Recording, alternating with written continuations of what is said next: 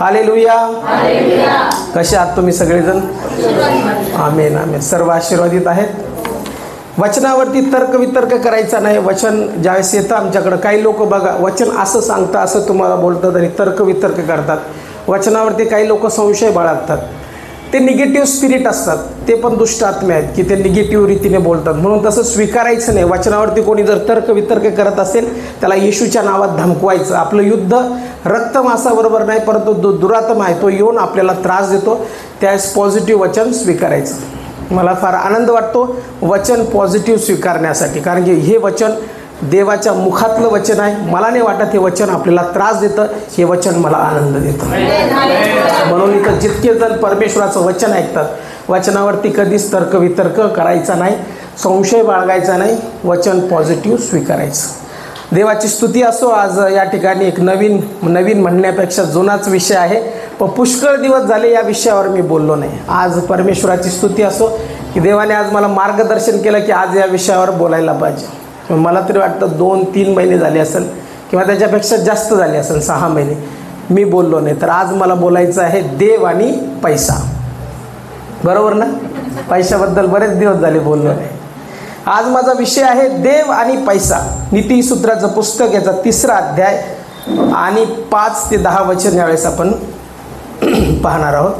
नीतिसूत्राचं पुस्तक याचा 3रा अध्याय आणि 5 ते 10 वचन. कोणीतरी मोठ्या आवाजात वाचा. एक साथ वाचा. एक साथ. तू आपल्या अगदी मनापासून परमेश्वरावर भाव ठेव. आपल्यावर बुद्धीवर अवलंबून राहू नकोस. तू आपल्या सर्व मार्गात त्याचा आदर कर, म्हणजे तो तुझा मार्गदर्शक होईल. तू आपल्या दृष्टीने स्वतः शहाणा समजू नकोस, तर परमेश्वराचे भय धर आणि दुष्कर्मापासून दूर राहा.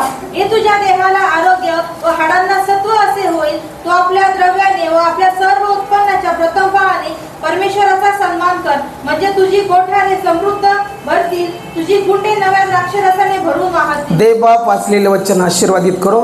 9 आणि 10 वचन सांगतं, तू आपल्या द्रव्याने व आपल्या सर्व उत्पन्नाच्या प्रथम फळाने परमेश्वराचा सन्मान कर, म्हणजे तुझी कोठारे समृद्धीने भरतील, तुझी कुंडे नव्या द्राक्ष रसाने भरून वाहतील. या ठिकाणी पैशाचे आशीर्वाद सांगितलेले आहे. ज्यावेळेस पैसा हा शब्द येतो त्यावेळेस आमच्या डोक्यात काय येतं? पैसा म्हटल्यावर पैसा ज्यावेळेस आमच्या असा शब्द येतो पैसा, ला ला ला ला ला ला ला ला ला ला ला ला येतं ना लगेच. ये पैसा है कैसा नहीं कोई इसके जैसा. 1 2 3 4 ला ला ला येतं ना डोक्यात लगेच पैसा म्हटल्यानंतर. त्याला फेमस गाणं आहे ते पिक्चरचं.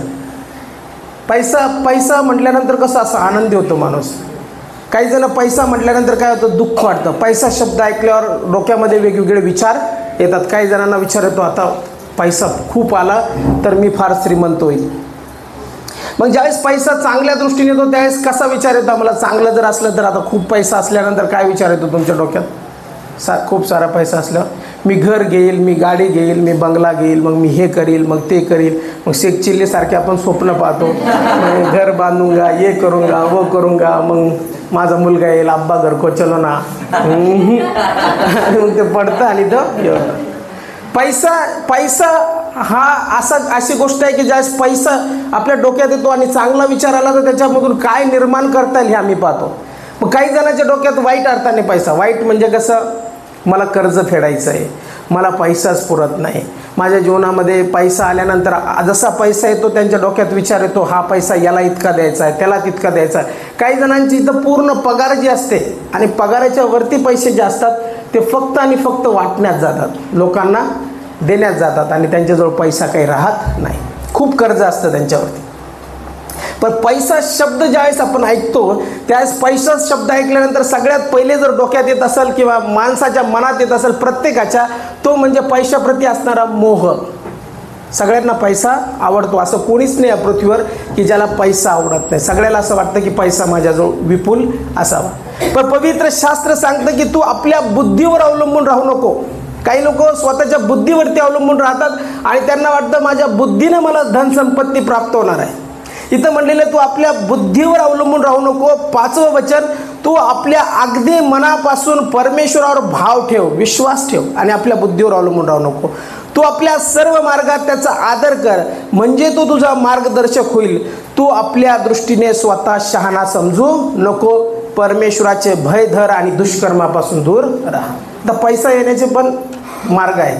बऱ्याचशा वेळेस आपल्याला मोह येतो, लालच येते, आपल्याला वाटतं या मार्गाने पैसा येईल, त्या मार्गाने येईल. असं कोणी जर म्हटलं आपल्याला की तुम्ही पैसे द्या माझ्याकडं, मी पैसा तुमचा डबल करून देतो, तर मीच म्हणलो दुसरं कशाला. मीच म्हणलं मला तुम्ही सगळेजण 1-1 लाख रुपये द्या आणि मी तुम्हाला 15 दिवसामध्ये 2 लाख रुपये देईन. एकदम जोरात बोललो, 2 लाख रुपये तुम्हाला मी देईन. तुम्ही काय करता लगेच? Yes sir no? ऐकलं होतं मी एक सेमिनार. Yes sir no? लगेच तुम्ही काय म्हणता? पहिले पाळक साहेबाला इकडं उसने घ्या, तिकडं घ्या, काय करा, कर्ज काढा, पण पाळक साहेबाला नेऊन 1 लाख रुपये द्या, कारण की पाळक साहेब आपल्याला 15 दिवसात डबल देणार आहेत. खुशखबरी. पण मी सगळे पैसे गोळा करतो आणि मी खिशात घालून भुर पळून जातो. मी तसं करणार नाही, मी देवाचा सेवक आहे. पण असं लोक करतात. मी बऱ्याचशा स्कीम ऐकल्या, बरेचसे मार्केटिंग ऐकल्या, बऱ्याचशा गोष्टी ऐकल्या आणि त्याच्यामध्ये नीतिमत्ता नाही. काय नाही त्याच्यामध्ये? नीतिमत्ता नाही. एक माणूस चांगलं मोटिवेशन देऊ शकतो, खूप चांगला बोलू शकतो, पण देवाचं वचन सांगणारा आणि मोटिवेशन स्पीकर, ज्याला आपण म्हणतो उत्तेजक देणारा स्पीकर, याच्यामध्ये फार फरक आहे. एक मोटिवेशन स्पीकर असू शकतो, पण त्याचं नैतिक जीवन खराब असू शकतं. तो दारुडा असू शकतो, तो पैशाचा लालची असू शकतो, तो फसवणारा असू शकतो. फक्त त्याचं बोलणं जे आहे, फक्त बोलणं, ते तुमच्या कानाला फार गोड लागतं, कारण की तो तुम्हाला भरवतो. आणि असं काही भरवतो की तुम्हाला वाटायला लागतं हाच खरा आणि हाच बरोबर. मग त्याचं जीवन, त्याची नैतिकता, ते कसा पैसा कमवतो, किती जणाला लुबडलं, याच्याकडे तुम्ही लक्ष देत नाही. तुम्ही काय ऐकता? यस सर नो, आणि लगेच 1 लाख रुपये कसे पण करून देता. तुम्ही वाईट नाही, मी तुम्हाला दोष देत नाही. परत मला सांगायचं की पैसा जो आहे, पैशाचा मोह वाईट आहे, पैशाची लालच वाईट आहे. आणि ती पैशाची लालच फक्त तुम्हाला येत नाही, तर या ठिकाणी बसलेल्या प्रत्येकाला, इन्क्लुडिंग मी, मला सुद्धा जर लालच दिली तर मी सुद्धा लालची होऊ शकतो. म्हणून पैसा जो आहे, पैसा ज्यावेळेस आम्ही शब्द ऐकतो त्यावेळेस आमच्या मनामध्ये उकळ्या फुटायला लागतात. पण परमेश्वराचं वचन आम्हाला पैशाबद्दल डिफरंटली सांगतं, एक वेगळ्या पद्धतीनं सांगतं. म्हणून पैसा ज्यावेळेस डोक्यात येतो त्यावेळेस पैशाप्रती लालच जर येत असेल तर येशूच्या नावामध्ये म्हणायचं की पैसाची लालच मी धमकावतो. पैसा वाईट नाही हा. तुम्ही सगळे येशूच्या नावात करोडपती असावे. बस तुम्ही असं काय बोलता म्हणून म्हणलं, तुम्ही सगळे येशूच्या नावात करोडपती असावे, पण तुम्हाला पैशाची लालच नसावी. पैशाप्रती असणारं प्रेम, ज्याला मोह म्हणतो, तो मोह नसावा. या मोहाने गोळ होतो पैसा. इथं परमेश्वराचं वचन काय सांगतं? तू आपल्या बुद्धीने शहाणा समजू नको, तू सर्व मार्गात त्याचा आदर कर. तू स्वतःच्या दृष्टीने काय करू, स्वतः शहाणा समजू नको. 7वं वचन, परमेश्वराचे भय धर, दुष्कर्मापासून दूर राहा. हे तुझ्या देहाला आरोग्य व हाडांना सत्व असे होईल. तू आपल्या द्रव्याने व आपल्या सर्व उत्पन्नाच्या प्रथम फळाने परमेश्वराचा सन्मान कर. म्हणजे सगळ्यात पहिली गोष्ट जर आम्हाला पाहायला भेटते की जो पैसा आहे तो पैसा आमचा नसून, जे चलन आहे ते आमचं नसून, ते आम्हाला परमेश्वराने दिलेलं आहे. आणि ते दिलेलं असताना परमेश्वराची इच्छा आहे की ते चलन, तो पैसा आमच्याजवळ असताना आम्हाला शांती असावी, आम्हाला समाधान असावी, रात्रीची शांतीची झोप यावी आणि परमेश्वराची कृपा त्या पैशामधून आमच्यावरती यावी. म्हणून इथं काही गोष्टी दिलेल्या आहेत. मग बऱ्याचशा वेळेस काय होतं की आपण पैसा कमवतो, पैसा बरेचसे लोक कमवतात, पण ते लुबाडून पैसा कमवतात आणि मग नंतर त्याची मजा करतात. पण तुम्ही म्हणत असताल मग बाळासाहेब ते किती चांगले लोक आहेत, तो आमच्याजवळ तर पैसा नाही. तुम्ही म्हणता ते फार पैशावाले आहे, त्यांच्याजवळ पैसा, मी मान्य करतो, त्यांच्याजवळ खूप सारा पैसा आहे, पण तो लुबाडणुकीचा पैसा आहे, तो तळतळाट घेतलेला पैसा आहे, तो चुकीचा पैसा आहे. आणि जो कोणी चुकीचा पैसा घेतो, मी तुम्हाला सांगतो, त्याला याच पृथ्वीवरती भोगावं लागतं. त्याचं मरण चांगलं होत नाही, हालाल होऊन तो माणूस मृत्यू पावतो. त्याची पिढी जी असते पुढची ती श्रापित असते. त्याची पुढची, जसं माझी पुढची पिढ्या आशीर्वादित असतील 100% तुमच्या पुढच्या पिढी आशीर्वादात असतील. तसे दुर्जन माणसाचं नसतं. तो वाऱ्याने उडून जाणाऱ्या भुशासारखा असतो. त्याचे पैसे आज दिसतात पण नंतर त्याची पिढ्यानपिढ्या गायब दिसतात. त्याच्या शरीरावरती देखील ते पापाचे परिणाम उठतात आणि तुम्हाला वाटतं की पैसा फार मजेशीर आहे. त्यांना झोप येत नाही रात्रीची. त्यांना कितीतरी गोळ्या खावा लागतात आणि गोळ्या खाल्ल्यानंतर त्यांचं जीवन चालतं. पण तुम्ही तसे नाही, तुम्ही शांतीची झोप घेता. म्हणून चुकीचा पैसा तुम्ही म्हणत असाल. बघा ना ते किती श्रीमंत आहे, किती मोठ्या कारमध्ये फिरतात, पण त्यांचं टेन्शन जाऊन बघा किती गोळ्या खातात. त्यांचं टेन्शन बघा, त्यांना डोक्यात किती विचार असतात, पुष्कळसे विचार असतात. म्हणून तसा विचार करू नका की पैसा आपल्याजवळ नाही बाळासाहेब, पण पैसा त्यांच्याजवळ आहे, ते किती चांगले लोक आहेत. तसं नाही. तर परमेश्वराने पैसा जो दिलेला आहे तो योग्य गोष्टीसाठी दिलेला आहे. म्हणून हा पैसा ज्यावेळेस परमेश्वर आम्हाला देतो त्यावेळेस त्या देवाची इच्छा आहे की हा पैसा मी तुला देत असताना या पैशातून तू समृद्ध व्हावा, तू आशीर्वादित व्हावा. पण बऱ्याचशा वेळेस देवाचा कॉन्सेप्ट मनुष्याला कळत नाही, कारण की माणूस नेहमी आपल्या बुद्धीवर अवलंबून राहतो आणि आपल्या बुद्धीप्रमाणे चालण्याचा प्रयत्न करतो. पण इथं म्हटलेलं आहे तू आपल्या द्रव्याने, म्हणजे द्रव्य जे काही धन आहे तुझ्याजवळ आणि जे काही सर्व उत्पन्न आहे त्याच्या प्रथम फळाने परमेश्वराचा सन्मान कर. म्हणजे जे प्रथम फळ, जो तुमचा दशमांश आहे, जो तुमचा टाईत आहे, तो टाईत जो प्रथम फळ आहे ते प्रथम फळ तुमचं नाही, तर ते प्रथम फळ परमेश्वराचं आहे आणि ते प्रथम फळ तुम्ही परमेश्वराला समर्पित केलं पाहिजे. पण आपल्याला काय वाटतं, नको करायला. का नको करायला? आम्हाला असं वाटतं की कशाला करायचं ना, त्याने काय होणार आहे, मी आशीर्वादित, माझा तोच पैसा मला कुठंतरी कामं करता येईल, त्याच पैशात माझं एक काम अडकलेलं होईल. इथं चर्चमध्ये देण्यापेक्षा काय होणार आहे, चर्चमध्ये जर दिलं तर पाळक साहेबांनी खाल्लं तर बरोबर आहे ना. मी पण माणूसच आहे ना. येतो ना काही जणांच्या डोक्यात विचार, तुम्ही चांगले लोक आहात, बाहेरच्या लोकांचे येतं वाटतं बाळक साहेबांनी खाल्ले तर पैसे कसं व्हायचं. पण परमेश्वराचं वचन काय सांगतं की परमेश्वराने जे काही आम्हाला दिलेलं आहे त्या प्रत्येक गोष्टीद्वारे आम्ही देवाचा सन्मान केला पाहिजे. पहिले इतिहासाचा 29 अध्याय जर आम्ही बघितला, पहिले इतिहासाचा 29 अध्याय आणि 12 ते 14 वचन यावेळेस आपण बघू. पहिले इतिहासाचा 29 अध्याय आणि 12 ते 14 वचन कोणीतरी वाचा. धन व मान तुझ्यापासून प्राप्त होतो, तू सर्वावर प्रभुत्व करतोस, सामर्थ्य व पराक्रम तुझ्या हाती आहे. लोकांना थोर करणे व सर्वांना सामर्थ्य देणे, सर्वांना सामर्थ्य देणे हे तुझ्याच हाती आहे, हे तुझ्याच हाती आहे. तर आता आमच्या देवा आम्ही तुझे आभार मानतो, आम्ही तुझे आभार मानतो, तुझ्या प्रतापी नावाची स्तुती करतो, तुझ्या प्रतापी नावाची स्तुती करतो. आम्हाला या प्रकारे स्वेच्छेने अर्पण करता यावे. असा मी कोण व माझे लोक तरी कोण. सर्व काही तुझ्यापासूनच प्राप्त होते, तुझ्याच हातातून प्राप्त झालेले आम्ही तुला देत आहोत. कोणाकडून आला आपल्याजवळ? तुमचा पैसा कोणाचा आहे? तुमची संपत्ती कोणाची आहे? आणि कोणाला तुम्ही देता? पण ढेंग्या कोण मारतं? मी देतो, मी दिलं म्हणून चालतं. मी जर दिलं बंद केलं ना, संपलं सगळं. पण मला तुम्हाला सांगायचं, जे काही परमेश्वरापासून प्राप्त होतं तेच परमेश्वराला आम्ही देतो. दावीद राजा ज्याच्या जीवनामध्ये स्वतःला सन्मान देत नाही किंवा स्वतःला म्हणत नाही मी राजा आहे, तो त्याचे दिवस विसरत नाही. तो एक साधारण मेंढपाळ होता आणि मेंढपाळापासून देवाने त्याला राजपदावर नेलं आणि ज्यावेळेस राजपदावर नेलं त्यावेळेस तो स्वतःच्या पैशावरती, स्वतःच्या संपत्तीवरती विश्वास ठेवत नाही, तर तो काय म्हणतो, जे काही मला परमेश्वरापासून प्राप्त झालं, मी माझे लोक तरी कोण की जे परमेश्वराला देतील. जे काही मला देवापासून प्राप्त झालं तेच मी देवाला वापस देत आहे. म्हणजे जे आमच्या जवळ आहे, जे आम्ही देतो ते आम्ही आमचं म्हणून देतो. पण मी तुम्हाला सांगतो, ते तुमचं म्हणून तुम्ही देत असताना ते तुमचं नाही, तर ते तुम्हाला परमेश्वराने दिलेलं आहे आणि परमेश्वराने दिलेलंच वापस तुम्ही कोणाला देत आहात? परमेश्वराला देत आहात.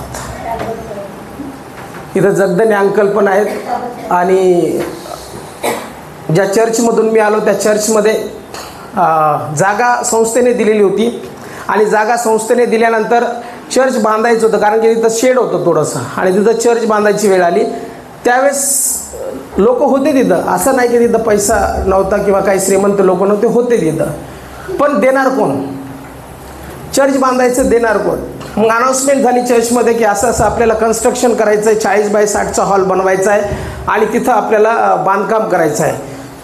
त्यावेळेस फार अवघड होतं. आणि कशी स्थिती म्हणजे कसं देणार लोक त्या काळामध्ये? काही जण होते, परंतु थोडंसं अवघड जातं ना पैसा द्यायला. पैसा द्यायचं म्हणल्यावर माणसाला थोडंसं कसं देणार.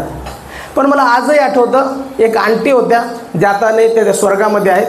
आणि त्या आंटीने आम्हाला पर्सनली येऊन सांगितलं, मी आणि बाळासाहेब होतो त्यावेळेस, माझ्याजवळ जेवढं काय आहे म्हणे जमा बँकेत, ते सगळं मला चर्चला द्यायचं. वयस्कर होत्या. काय म्हटल्या? माझ्याजवळ जेवढं बँकेत जमा आहे तेवढं मला. पहिली वेळेस मी बघितलं असं काहीतरी, म्हणजे माझ्या जीवनातली ती पहिली लेडीज असेल की तिला मी बघितलं असं की ती देवासाठी द्यायला तयार आहे. आणि त्यांनी जो निर्णय घेतला होता तो भावनिक नव्हता. भावनिक निर्णय नाही. काही काही मॅसेज ऐकल्यानंतर हुरळून लगेच भावनिक निर्णय देतात, येस मी देईल. तसा निर्णय नव्हता तो निर्णय आत्मिक होता. तो निर्णय पूर्ण कन्फर्म होता की मला देवाला द्यायचं आहे. त्या निर्णयामध्ये बदल नव्हता. आज आपण काय निर्णय घेतो आणि बदलतो. काही लोक कबूल करतात, काही लोक बघा तुम्ही, काही लोक जे बोलतात ते करत नाही. सगळ्यात जास्त भावनिक कोण असतं? हे इकडचं भाग. महिला बोलायची घाई करतात, भावना पण लवकर भावनिक होतात. कोणी जर त्यांना 2-4 पंप भरून मारले की लगेच त्याच्यासाठी रडून लगे काय जे असेल ते त्याला द्यायला तयार होतात. भावनिक देवाच्या मंदिरामध्ये ज्यावेळेस तुम्ही बोलता, तुम्हाला परत सांगायचं आहे की ज्यावेळेस तुम्ही शब्द काढता त्यावेळेस तो शब्द जो असतो तो भावनिक नसतो. तो शब्द जो असतो तो कन्फर्मेशन असतो. आणि तो शब्द जो असतो तो तुम्ही माणसाला किंवा मला बोललेला नसतो. तो शब्द तुम्ही देवाला बोललेला असतो. म्हणून लेडीजला मला सांगायचं आहे, ज्यावेळेस मॅसेज ऐकतं त्यावेळेस हुरळून जायचं नाही. तुम्ही कन्फर्मेशन करायचं की देवा आता मला द्यायचं आहे आणि मी हा शब्द तुझ्या मंदिरीत बोलत आहे. हा शब्द मंदिरी बोलत असताना मला जर मी नवस बोललेला आहे तर तो नवस मला करावाच लागेल. आणि जर तो करत नाही तर माझ्यावरती श्राप येणार आहे. म्हणून बायांना माझं रिक्वेस्ट आहे, भावनेच्या भरात निर्णय घेत जाऊ नको. इकडचे घेत नाही भावनेच्या भरात, इकडचे फार विचारपूर्वक करतात आणि गुड तसंच करायला पाहिजे. भावनेच्या भरात नाही द्यायला पाहिजे. भावना आणि वचन वेगळं आहे. ज्यावेळेस त्या आंटीनं दिलं त्यावेळेस त्या भावनिक नव्हत्या. त्यांनी काय केलं, असं भावनेच्या भरात किंवा एखादा मेसेज ऐकून त्यांनी दिलं नाही. त्यांनी कन्फर्मेशन केलं वचनामधून आणि त्यांनी पूर्ण ठरवलं की मला द्यायचं आहे. मग त्याच्यामध्ये नकार नव्हता. मी आपल्या चर्चमध्ये बघितलं, काही फंडासाठी म्हटलं की फंड आम्ही देणार आहोत, पण मी बघितलं 90% लोक मागं गेले. 90%, ओन्ली 10%, 2 किंवा 3 असतील की जे रेग्युलर देत राहिले. कारण की ते भावनिक नव्हते, त्यांना द्यायचं होतं. पण बऱ्याचशा वेळेस काय होतं की आपण भावनिक रीतीने म्हणतो येस आम्ही देऊ, परंतु त्यावेळेस आम्ही देत नाही. आणि त्यावेळेस मी बघितलं त्यांचा निर्णय भावनिक नव्हता. मी स्वतः त्यांच्याबरोबर बँकेत गेलो. बँकेत गेल्यानंतर मी स्वतः कॅश काढली आणि मोजत असताना कोणीतरी आमच्यावर लक्ष ठेवलं. ती फार मोठी रक्कम होती आणि ती रक्कम मोजत असताना लक्ष ठेवलं. मी आणि त्या आंटी सोबत होते. त्यांचा बाळासाहेबांचा विश्वास होता की सुनील सोबत जातो, पण माझं एक जण सोबत घ्यायला पाहिजे होतं. मी घेतला आणि मी एकटा गेलो आणि आंटीला सोबत बसवलं. त्या वयस्कर होत्या. आणि पैसे मोजल्यानंतर आम्ही बाहेर आलो. बघतो तो टायर पंक्चर. ते ज्यांना चोरायचे होते पैसे, आमच्याकडून हिसकायचे होते, त्यांनी पंक्चर केलेलं. आणि मग नंतर ती बॅग जी होती मी अशी ती याच्यात टाकली, जो मिरर असतो त्याच्यामध्ये, आणि असं हात लावून चाललो. तरी मी गाडी चालू केली.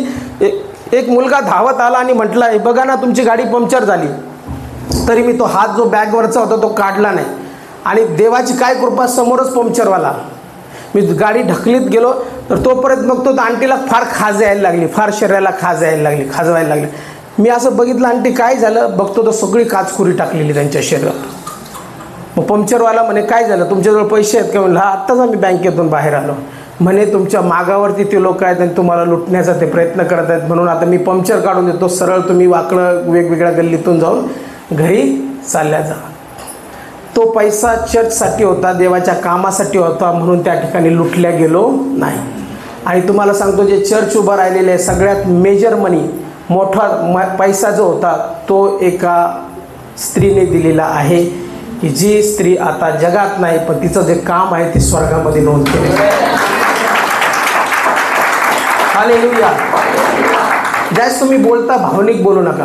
मी माझ्या जीवनात सेवा करत असताना पुष्कळ लोक बघितलं. शाळेमध्ये सुरुवात केली, ज्या लोकांनी सांगितलं की आम्ही जागेसाठी 50 देऊ, असं देऊ तसं देऊ. एक बाई आली, तिनं असं बोलली आणि त्याच लोकांनी मला तिथून काढून दिलं. नाही म्हणे आता आम्हाला सेवा करायची. पुष्कळ लोक दिसले, आता आम्हाला सेवा करायची, आता तुम्ही जा पास. मी म्हटलं चर्चमध्ये सूचना तर देऊ द्या रविवारी मला. नाही म्हणे सूचना पण देऊ नका, कारण की त्यांना वाटलं सूचना दिली तर लोक यांच्या पाठीमागं जातील, म्हणून सूचनाही देऊ दिली नाही त्यांनी रविवारी. तरी लोक आलेच, कारण की सगळं लोक चोरू शकतात. माझे कपडे कोट पण चोरू शकतात, पण माझा अभिषेक चोरू शकत. जो अभिषेक माझा आहे तो अभिषेक माझाच आहे, तो अभिषेक चोरता येत नाही. ज्याच्यावर जो अभिषेक आहे त्याचा तो अभिषेक असतो. तुम्ही सगळं चोरू शकता, पण एखाद्या सेवकाचा अभिषेक चोरू शकत नाही. तुम्ही माझी कॉपी करू शकता, सेम माझ्यासारखं बोलू शकता, सगळं करू शकता, पण अभिषेकाचं काय? तो देवाचा आत्मा तो सेम तुमच्यावरती नसू शकतो. म्हणून इतिहासाच्या पुस्तकामध्ये तो सांगतो की जे काही मला प्राप्त झालेलं आहे ते पित्यापासून प्राप्त झालेलं आहे. म्हणून पैसा ज्यावेळेस डोक्यात येतो त्यावेळेस पैशाप्रती लालच डोक्यात येते. माझा पैसा मी केलं, मी कमवलं, मी माझं सगळं आहे, हे माझं आहे, तुम्ही माझ्या जीवावर ऐश करता, तुमचं असं तुमचं तसं, आणि मी आहे तर सगळं आहे, लात मारीन तिथं पाणी कडीन, पैसा मी कमवतो, माझं सगळं आहे, बघा मी सगळं केलेलं आहे. आणि असं आपण बोलत जातो. पण परमेश्वराचं वचन सांगतं की जे काही धन समृद्धी सगळं प्राप्त झालेलं आहे तो सर्व पैसा जो आहे तो परमेश्वरापासून आलेला आहे आणि परमेश्वराने आम्हाला दिलेला आहे आणि परत आम्ही परमेश्वराला देतो. म्हणून म्हटलेले मनुष्यावर भिस्त ठेवणारा श्रापित आहे, श्रापित आहे. तुम्ही जे पैसे दिले मला फंडाचे त्याचा नंबर लिहून ठेवत जा, त्या नंबर सहित ती नोट तुम्हाला वापस करून दाखवतो मी, संशय जर येत असेल तर. कारण अभिषेक आहे. मी म्हटलो ब्रदरला जर कोणाला संशय असेल नंबर सहित नोट वापस, आणि जितके दिले त्याच्यावर 1000 रुपये माझ्याकडून बक्षीस. का? कारण की रिअल सेवा जी आहे ती परमेश्वरापासून आहे. पैशामध्ये जर जीव ओतला तर माझं अभिषेक चालला जाईल. आणि जर पैसाच कमवायचा तर मग सेवा कशाला करू? मी काम करेल ना, सेवा नाही करणार.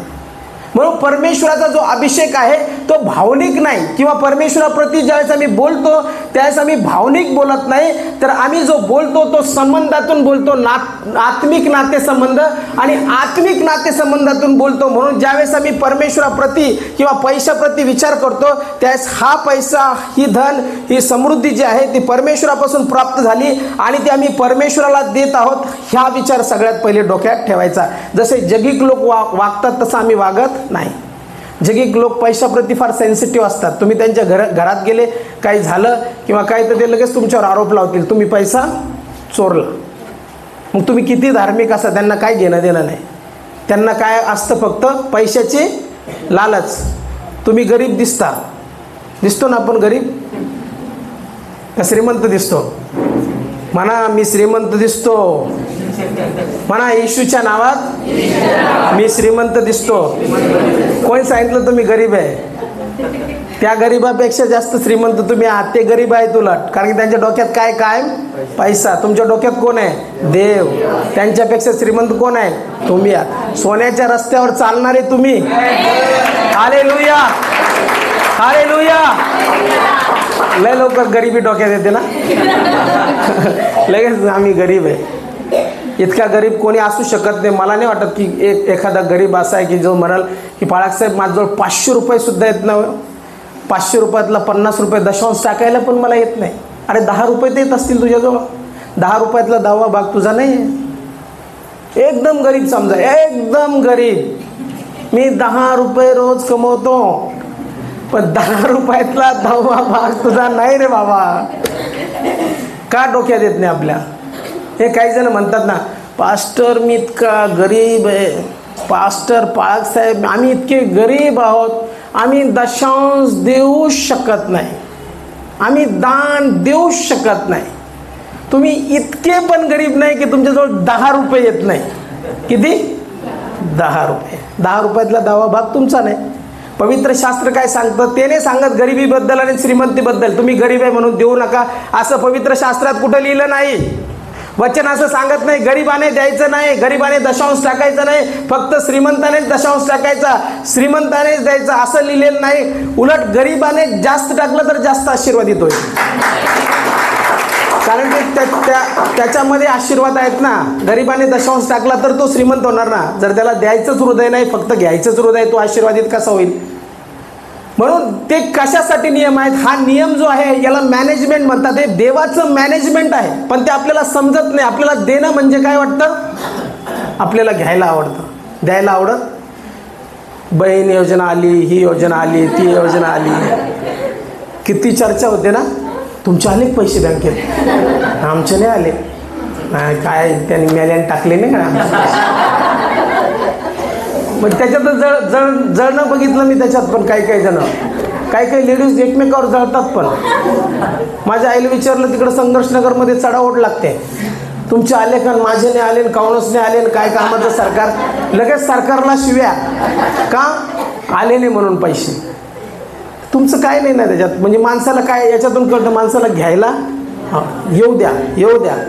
आणि ज्यावेळेस आता सरकार जर म्हणलं जितक्या बहिणींनी योजनेचा लाभ घेतलेला आहे त्या सगळ्या बहिणींनी आता 50% वापस करायची, करतील का? नाही करणार.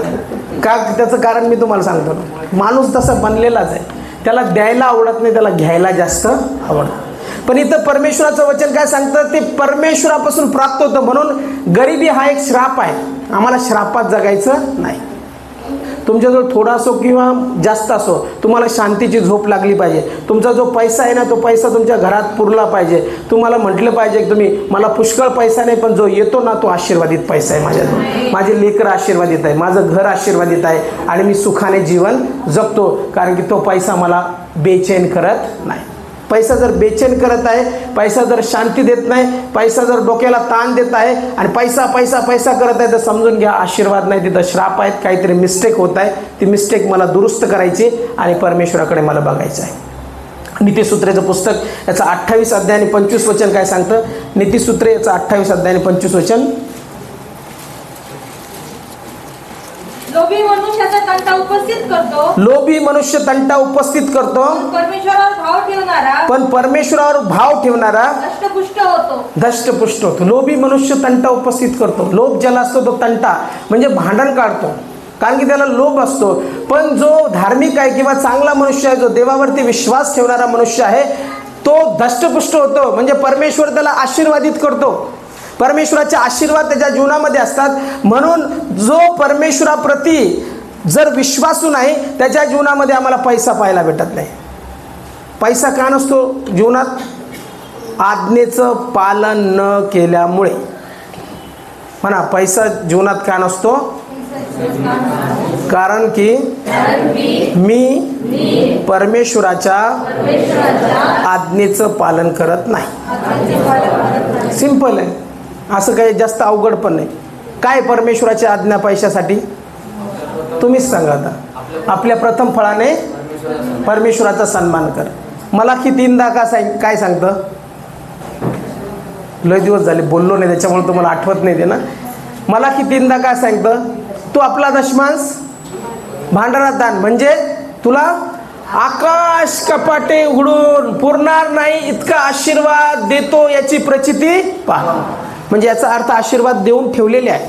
याचा अर्थ परमेश्वर आम्हाला सांगत आहे की तुझा जो पैसा आहे त्या पैशाला आशीर्वाद असावे, म्हणून एक आज्ञा आहे की तुझा दशमांश जो आहे तो भांडारात असावा. मग जानेवारी 1 महिना आहे, तो जानेवारीत आपण सुरुवात करतो, फेब्रुवारीपासून गायब होतो, तर डायरेक्ट डिसेंबर उगवतो, आणि मग परत पुढच्या जानेवारीत आठवण होती की दशांश द्यायला पाहिजे. त्याने कोणाचं नुकसान होतं? बाळासाहेबांचं नुकसान होतं, चर्चचं नुकसान होतं. कोणाचं नुकसान होतं? स्वतःचं नुकसान होतं. मला नको तुमचे पैसे. मी त्या दिवशी ब्रदरला बोललो, ब्रदर असं वाटतंय म्हणलं कधी कधी की मी सगळं बंद करावं आणि डोंगरावरती जाऊन बसावं, आणि मग तिथं मग लोकांना टेन्शन नाही राहणार की बाळासाहेबाला भाड्याचे पैसे द्यायचे किंवा खर्चाचे पैसे द्यायचे किंवा दशांश द्यायचा, कारण तिथं काही लागणार नाही आपल्याला. मला पण काही लागणार नाही. एक पाण्याची बॉटल ठेवून म्हणलं, आणि दिवसभर मी सांगेल रविवारी दिवसभर मी इथं बसलेलो आहे, यायचं आशीर्वाद घ्यायचं आणि चालल्या जायचं, काहीच टेन्शन नाही. असं वाटतं म्हणलं कधी कधी. किती सिंपल लाईफ आहे, काहीच गरज नाही.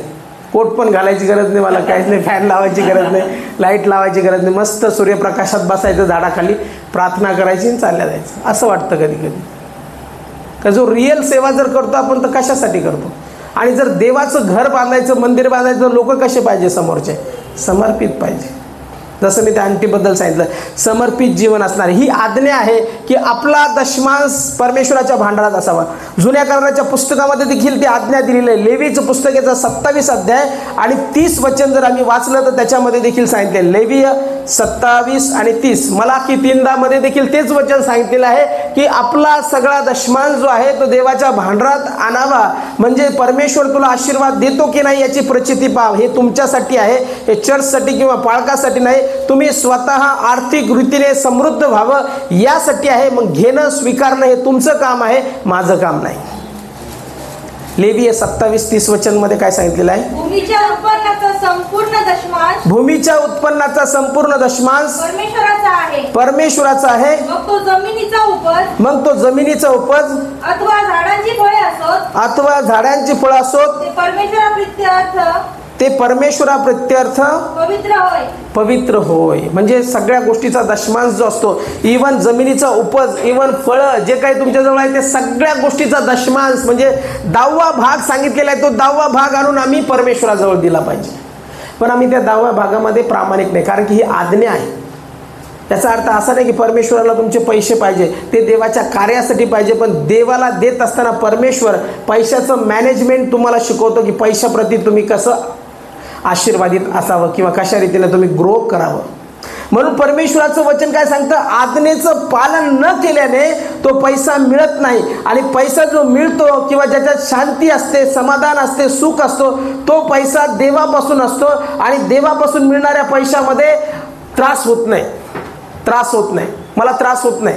पैसा आल्यानंतर त्रास होत नाही मला, किंवा मला बेचैनी वाटत नाही. जर बेचैनी वाटत असेल तर चेक करा परत एक वेळेस, हा पैसा जो आहे मला बेचैन का करत नाही, मला परमेश्वराची शांती का प्राप्त होत नाही. म्हणून पैसा जो आहे तो आशीर्वादासाठी आहे आणि परमेश्वराची इच्छा आहे की तो पैसा आम्हाला मिळावा.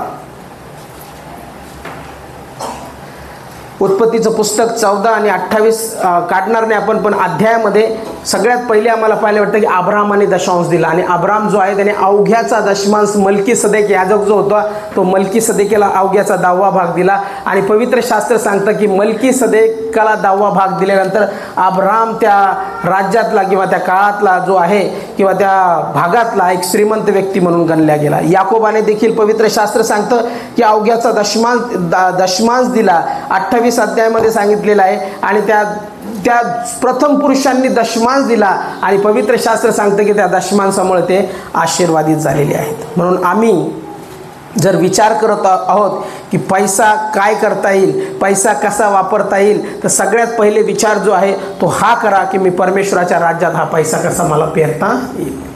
पहिली गोष्ट माझ्या डोक्यात आली पाहिजे की पहिले ज्यावेळेस माझ्या हातात पैसे येतात त्यावेळेस मी परमेश्वराचा 10वा भाग बाजूला काढतो का आणि तो 10वा भाग मी चर्चमध्ये टाकतो का. फार कमी लोक टाकतात, बाकीचे लोक टाकत नाही. पण 10वा भाग परमेश्वराची आज्ञा आहे आणि ती आज्ञा आम्ही पालन केलीच पाहिजे. परंतु आमच्या डोक्यात जो विचार येतो तो पैशाप्रती येतो आणि पैशाप्रती सैतान आमच्या डोक्यात वेगवेगळे विचार टाकतो. आणि मग आम्हाला असं वाटायला लागतं की नको जास्त पैसा देणं, जास्त पैसा दिला तर कसं व्हायचं, काही होत नाही. बी सेफ, तुम्ही सुरक्षित आहात, तुमचा पैसा कुठं जाणार नाही. पण मी सांगतो ती योजना जी मी पहिले सांगितली ती योजना मी तुम्हाला सांगतो, ती योजना ती फसवी योजना आहे की मी तुमचा पैसा डबल करून देतो. पण मी आज जी योजना देत आहे ती योजना सत्य आहे आणि ती वचनानुसार आहे. 100 पटीनं परमेश्वर तुमचा पैसा,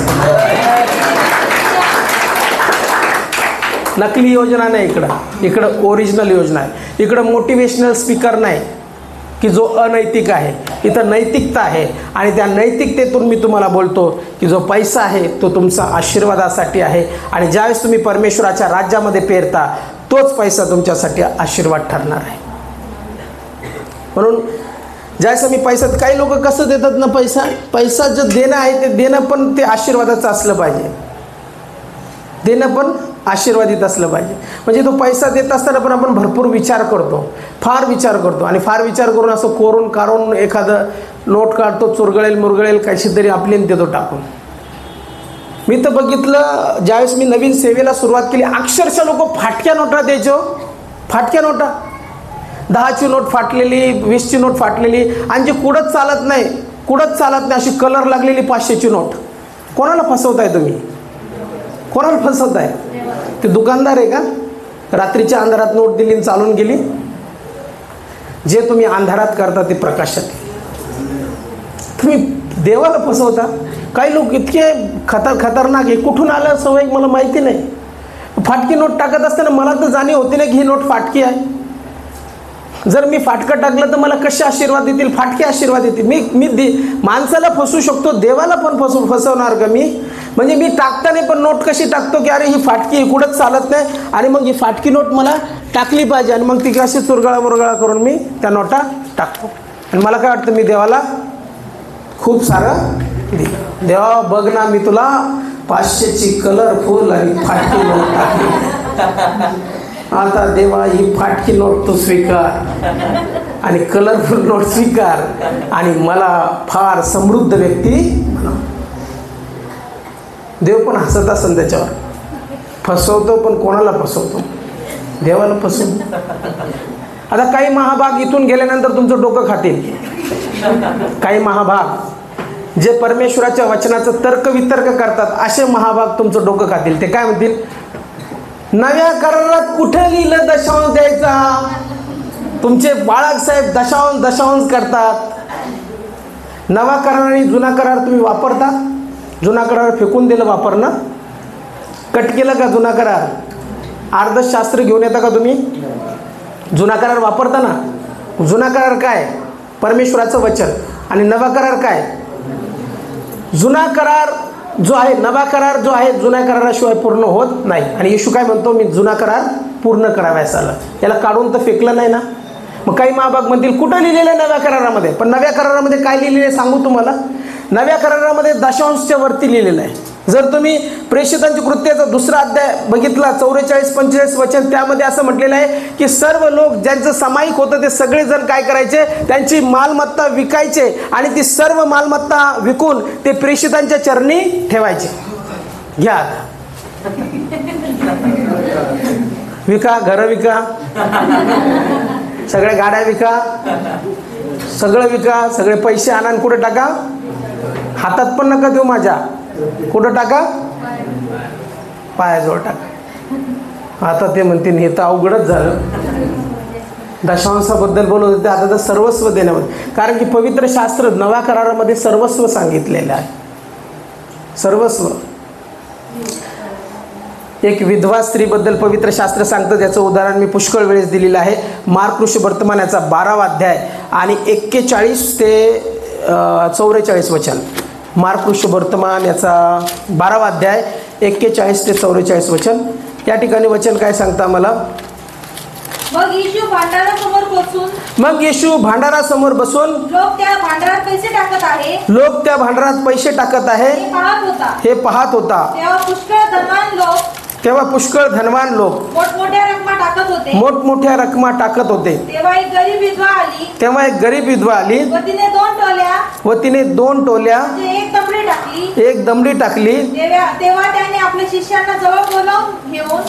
त्याने आपल्या शिष्यांना जवळ बोलावून घेऊन त्यांना म्हटले, मी तुम्हाला खचित सांगतो, हे जे भांडारात टाकत आहेत या सर्वांपेक्षा त्या गरीब विधवेने अधिक टाकले आहे. हालेलुया. आता मला सांगा, या गरीब विधवेने अधिक कसं टाकलं? आता काही जण आता ते नेहमी ऐकलेलं वचन सांगतील की कारण की त्या धनवानाजवळ पुष्कळ संपत्ती होती, पण तरी देखील समजा माझ्याजवळ 1 लाख आहेत, तर 1 लाखामधून मी 1000 टाकले, तर काही मोठी गोष्ट नाही. मी 1 लाख टाकले, 1000 टाकले 1 लाखातून. दुसरा धनवान आहे, त्याच्याजवळ 5 लाख आहेत, 5 लाखातून त्याने 1 लाख टाकले, 4 लाख राहिले. पण ही जी बाई आहे, हिनं जे होतं नव्हतं, म्हणजे तिच्याजवळ तेवढेच पैसे होते आणि त्याच्यानंतर तिच्याजवळ पैसे नव्हते, पण जे होतं नव्हतं तिनं ते भांडारात टाकलं. हे तुम्ही उत्तर देतात. म्हणजे याचा अर्थ तिने सगळ्यांपेक्षा जास्त टाकलं. पण माझं उत्तर थोडं वेगळं आहे.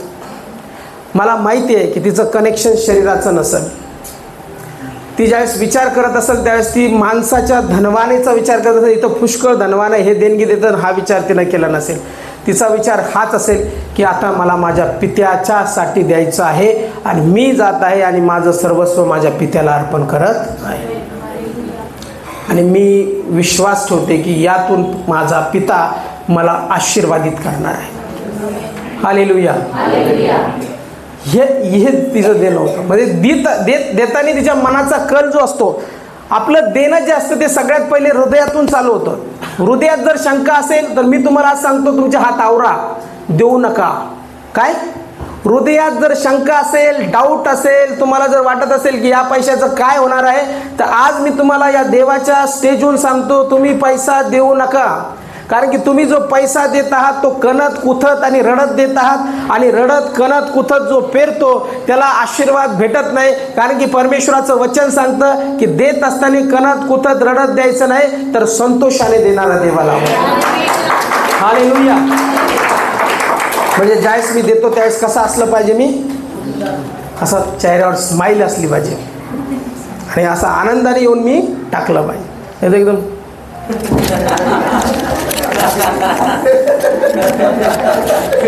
सुट्टे का, लय मोठ्या नोट आहे.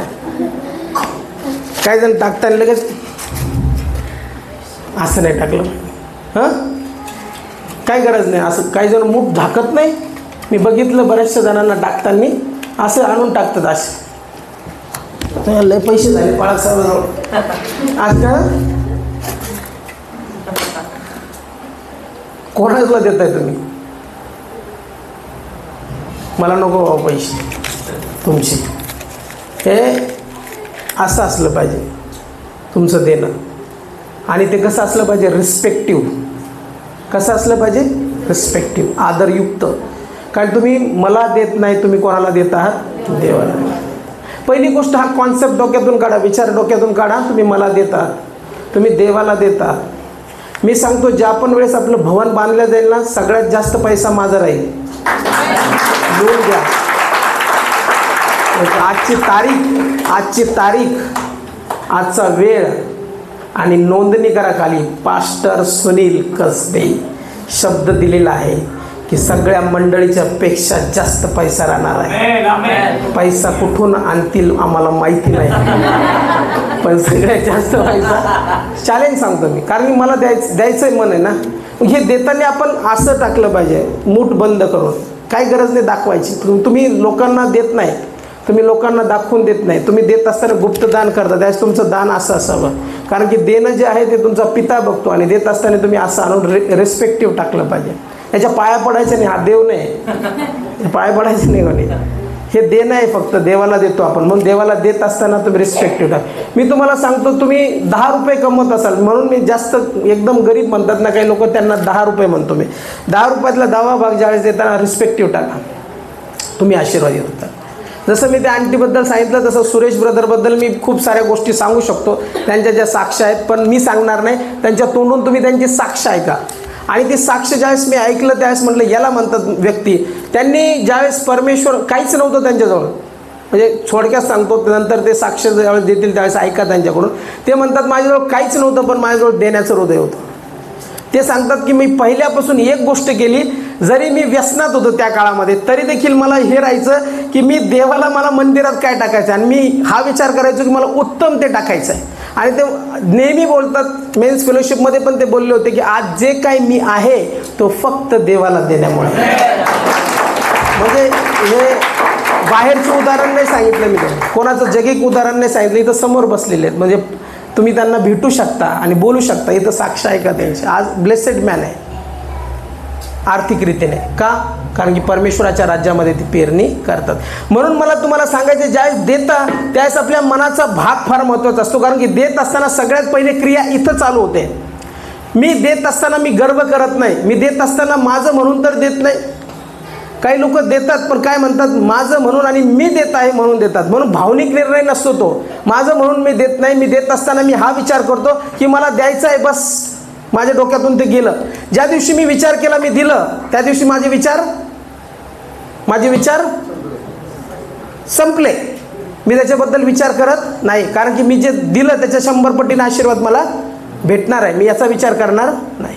मग ज्यावेळेस तुम्ही देता त्यावेळेस तुमचा विचार इथंच काय होतो, क्लोज होतो. आणि तुमचा विचार कुठं लागतो की आता परमेश्वरापासून मी आशीर्वाद घेतो. पण काही जणांचा विचार कुठं लागतो,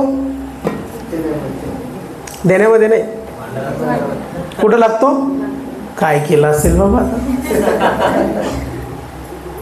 कुठं गेला असेल. इथं विचार नाही लागला पाहिजे, तुमचा विचार इथं समाप्त होतो, कारण की आशीर्वाद तुमचे आहेत. परमेश्वर आपल्यासाठी महान द्वार खोलतो, पण कधी खोलतो? ज्यावेळेस आपल्या मनाचा कल चांगला असतो.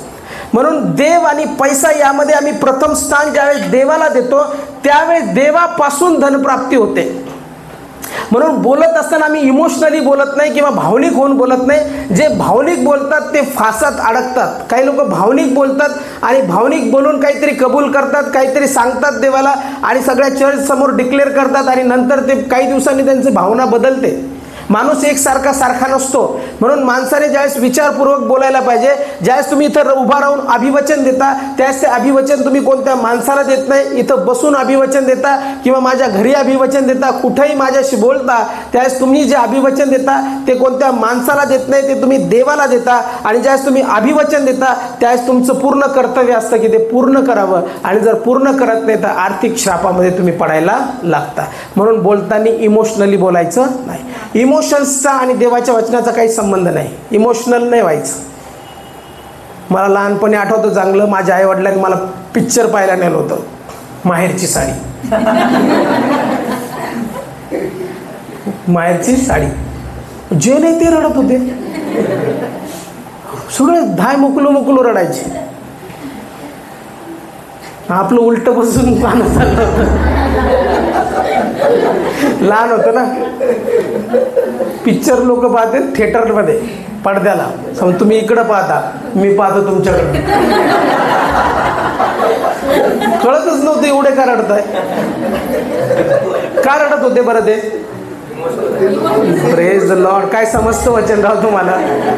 ते सीन पाहून इमोशनल झाले होते. पण तेच माझे आई वडील घरी आल्यावर रडले नाही. बाहेरची साडी असं रडत नव्हते. थिएटरमधून सुटल्यावर रडत नव्हते कोणी. थिएटरमधून सुटल्यावर हसत चालले होते. मग ते तिथंच का रडत होते?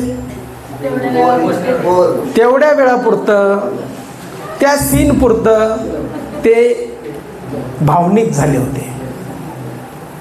पण हा सीन जो आहे इथला, हा सीन भावनिकतेचा नाही. म्हणून प्लीज फार जपून राहा, कारण इथं भावनिकता चालत नाही. भावनेच्या भरात काही बोलायचं नाही. जे परमेश्वरापासून तुम्ही बोलता तेच बोलायचं. म्हणून मी तुम्हाला सांगितलं की ज्या वेळेस ती विधवा स्त्री होती त्यावेळेस तिचा मनाचा कल फार महत्त्वाचा होता. ती भावनिक नव्हती, तर तिला द्यायचं होतं आणि तिला माहीत होतं मी दिल्यानंतर माझा परमेश्वर मला आशीर्वादित करणार आहे. लूकऋषी वर्तमान 6वा अध्याय आणि 38 वचन. शेवटी मी तुम्हाला सांगतो, लूकऋषी वर्तमान याचा 6वा अध्याय आणि 38 वचन. 6 अध्याय 38 वचन. द्या म्हणजे तुम्हास, घ्या म्हणजे तुम्हास. असं लिहिलंय का? घ्या म्हणजे तुम्हास अधिक मिळेल असं लिहिलं? द्या म्हणजे तुम्हास. पण आपण वचन काय? घ्या म्हणजे आम्हास. लय खूप दिवसानंतर मी बोललो. देव म्हटलं आज हेच बोल. सकाळी प्रार्थना केली मी, देवा मी काय बोलू. देव म्हटलं आज हेच सांग. आपल्याला गरिबीतून बाहेर यायचं आहे. आपल्याला गरिबी एक श्राप आहे, त्या श्रापातून बाहेर यायचं आहे. काही लोक कार्यक्रम मोठा करतात, थाटात करतात, एकदम चांगलं. पाळकाला पेट्रोलचाही विचार करत नाही, पैसेच देत नाही. आले काय गेले काय, आशीर्वाद नको आपल्याला. आपला कार्यक्रम झाला बस झाला. पाळक तसाच बोंबलत गेला तर चालतो. पाळकाला काय कमी आहे? पण ते पाळकाला देत नसतं तुम्ही. ते जो अभिषेक आहे त्या अभिषेकाच्या हातात ज्यावेळेस देतात त्यावेळेस तुमचा पैसा मल्टिप्लाय होतो. हे गणित समजतच नाही आम्हाला. आम्हाला काय वाटतं, 4 लोक जेव घातले, 500-1000 लोक जेव घातले, मोठी लाईटिंग लावली, कार्यक्रम केला आणि काय नाही पाळकाकडून प्रार्थना करून गेली आणि त्याला काय नाही दिलं तरी चालतं. पण तुम्हाला माहिती आहे का, जो पैसा तुम्ही त्याच्या हातात देता तो तुम्ही आशीर्वादित होण्यासाठी देता. इतका पैसा तुम्ही खर्च केला. काही लोक बँड लावतात, लग्न करतात, हे करतात. आणि मी बऱ्याचशा ठिकाणी बघितलं पाळकाच्या फीससाठी हुज्जत घालतात. म्हणून मी कोणाचंच लग्न लावत नाही मंडळीशिवाय. काही लोक म्हणतात तुमच्याजवळ लग्नाचं लायसन आहे मग आमचं यांचं लावता. नाही, मी नाही लावत. का नाही लावत? नाही, मला नाही लावायचं. मला फक्त माझ्या लोकांचं लावायचं. मग माझे लोक जर गरीब असले ते जर म्हणले आम्ही पैसे देऊ शकत नाही, पण परत मला सांगायचं गरीब नाहीच आहेत कोणी इथं. मी का श्राप बोलू त्यांच्यासाठी? पण मी लावत नाही. कशासाठी? मला नाही उज्जत घालायची पैशासाठी कोणासमोर. मला नाही लाचार व्हायचं आहे. मला असं नाही करायचं, द्या ना द्या ना, झालं ना लग्न, द्या ना, नाही करायचं मला, कारण की मला माहिती आहे माझा परमेश्वर माझा पुरवठा. तुम्ही पण तसं लाचारी नाही पत्करायची. देवासमोर जर तुम्ही आहात तर देव तुम्हाला ब्लेस करणार आहे, आशीर्वादित करणार आहे. मग ज्यावेळेस परमेश्वराचं वचन आम्हाला सांगतं की द्या म्हणजे दिले जाईल, म्हणजे हा नियम आहे परमेश्वराचा आणि वचनाचा नियम आहे आणि त्याच्यामध्ये ब्लेसिंग आहे, त्याच्यात आशीर्वाद आहेत की परमेश्वर आम्हाला पॉझिटिव्हली सांगत आहे, होकारार्थी, की ज्यावेळेस तुम्ही देता त्यावेळेस तुम्हाला आशीर्वाद येतात. म्हणून जर कोणी तुम्हाला तर्क वितर्क टाकतं डोक्यात आणि तुम्हाला सांगतं की नाही दिल्याने देखील प्राप्त होतात, तर त्याला येशूच्या नावात धमकवा त्या सैतानाला आणि त्याला स्टॉप, कारण की तू माझी ब्लेसिंग रोखत आहेस, माझे आशीर्वाद थांबवत आहे, माझे आशीर्वाद थांबले नाही पाहिजे. आज जर तुम्हाला हे सगळं वचन समजलं असेल किंवा आज जर तुम्हाला देव आणि पैसा हे समजलं असेल, तर ज्यांना आध्यात्मिक किंवा आत्मिक कान आहेत, माझा पूर्ण विश्वास आहे आजपासून ते देणं तुम्ही चालू करताल तर ते जीवनामध्ये कधी स्टॉप होणार नाही. Hallelujah, hallelujah.